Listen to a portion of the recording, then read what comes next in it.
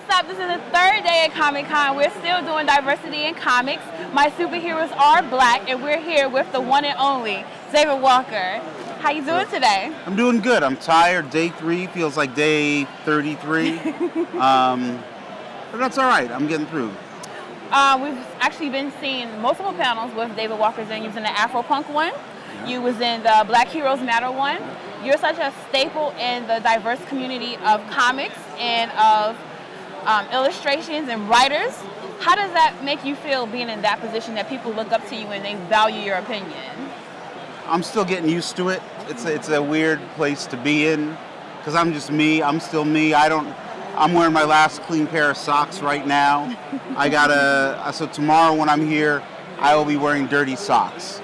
Y'all heard that. It's the truth, dirty socks.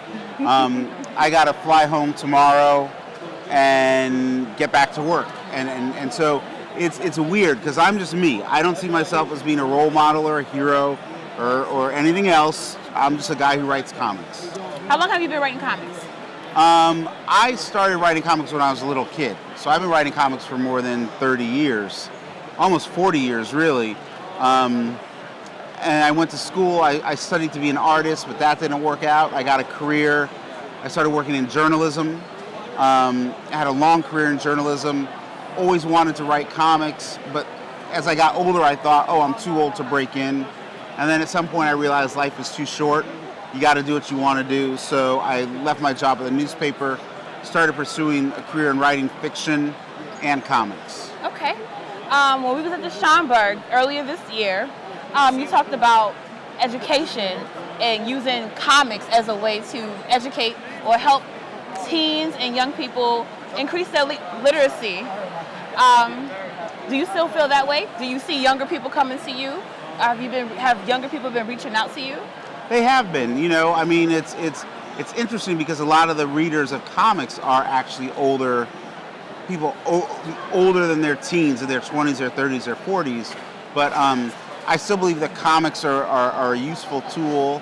They're entertaining, and in education, we start out teaching young people how to read through the juxtaposition of text and image. Picture books, the Dr. Seuss books, things like that. But then we gravitate away from it as if it's still childish when the inner child in all of us responds to that. We love that. So it's kind of interesting to me. And I think the comics are something that, a lot of people feel like it's just for kids, and it's not. Mm-hmm. It's just, I think for a lot of people, they don't understand what the medium is capable of. Mm-hmm. But part of what the medium is capable of is drawing people in, especially people who are easily distracted or who have trouble reading, but there's that visual component, and that helps. That juxtaposition, I just think, helps. Okay.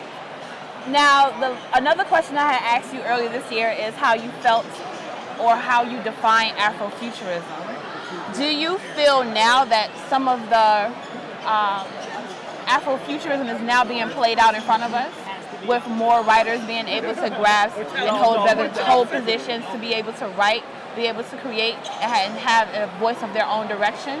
Do you feel like Afrofuturism is now and it's going to continue to trend? I think Afrofuturism is now and will continue to be, but it's always been.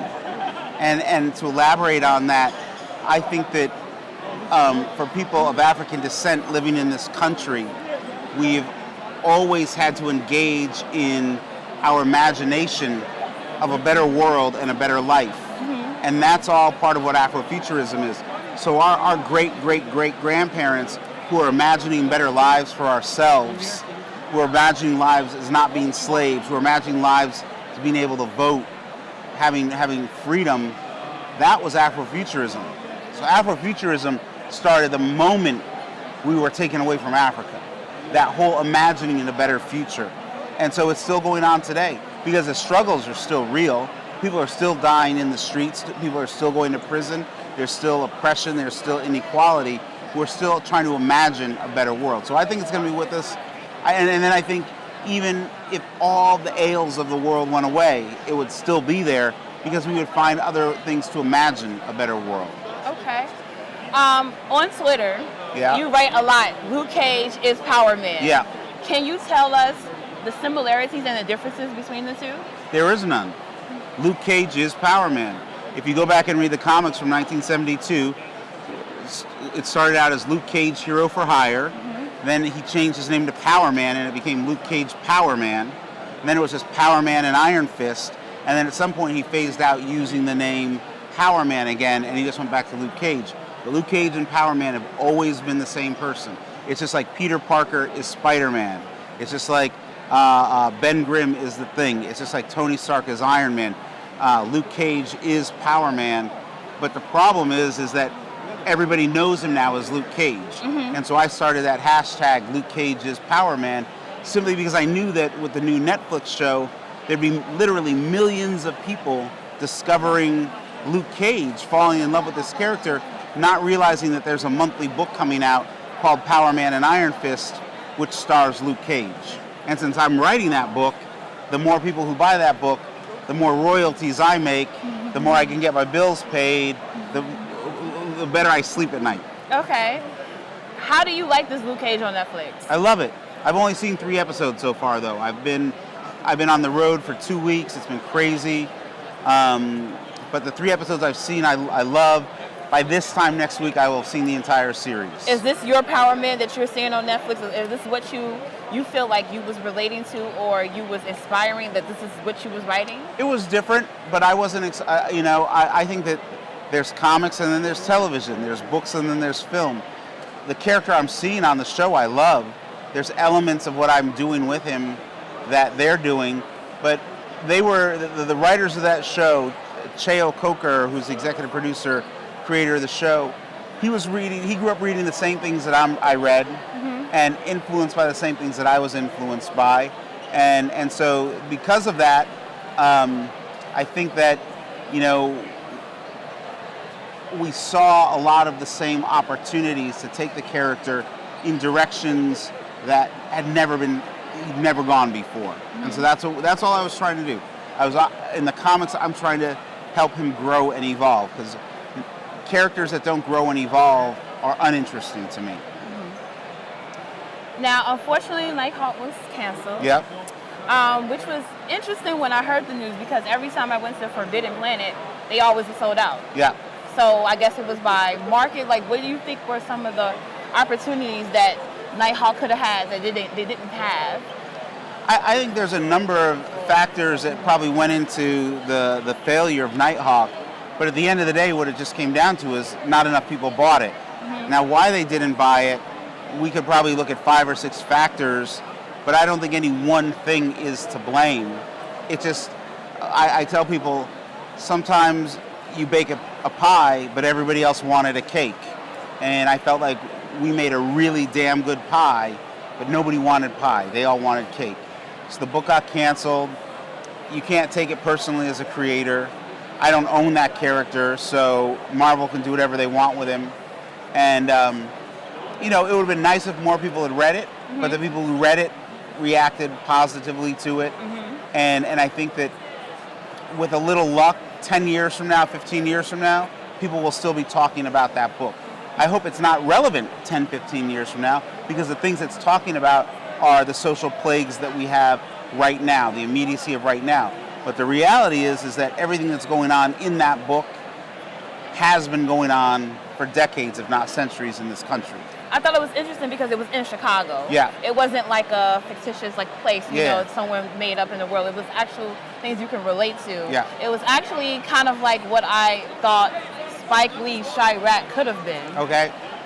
I didn't see Chirac. Well, what you wrote, I felt like if that was actually brought to screen, it would have been a lot more interesting and able to be able to, it's not a shot, but it's a little bit more interesting because it's actually a plot with actual thought behind it. Yeah. So, is there a possibility? I asked you on your Facebook. Is there a possibility Nighthawk will go to Netflix? And you said absolutely not. No, I can't imagine that. I don't think that the character is popular enough or has enough of a following for them to take him to Netflix. And I don't deal with any of that side of the business. If it happens, it'd be great, but I probably wouldn't be part of it. So, because the comics world is the comics world, the TV world is the TV world, the film world's the film world. And all that stuff is pretty much kept separate. Okay. What are you working on besides Power Man? Power Man and Iron Fist. Wrapping up, of course, Nighthawk. A new book called Occupy Avengers comes out through Marvel in November. And there's Tarzan on the Planet of the Apes, which is coming out through Dark Horse right now. First issue came out just a week ago, 2 weeks ago. And then some other top secret stuff I can't really talk about. Oh, okay. No exclusives today. Sorry about that, but could you share all your social media handles on camera? Yeah, it's David Walker 1201 on Twitter, and then David F. Walker Writes, I believe, or I don't know. I have a fan page. I have a fan page on Facebook, and my website is down. It's been down for a while, so I'm bad at some of this stuff. It's okay. But if you David Walker 1201. From there, you can find me everywhere else. I'm David F. Walker at My Superheroes Are Black. Hope you're doing well.